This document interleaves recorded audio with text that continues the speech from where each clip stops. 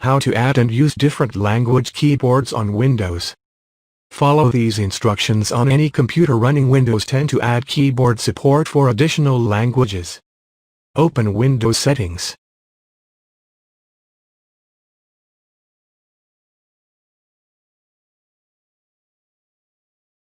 Select Time and Language.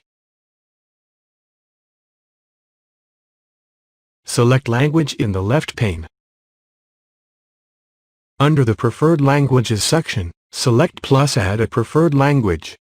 Scroll through the list of languages and select a language or enter a language in the search field to jump to the language you want and choose it. For example, I will choose Arabic.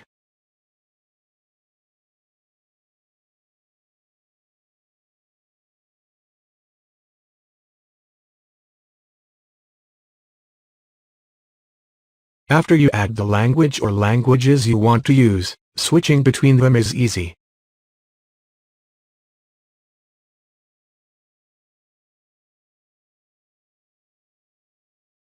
Select the language icon in the system tray in the lower right portion of the screen and choose the one you want to use.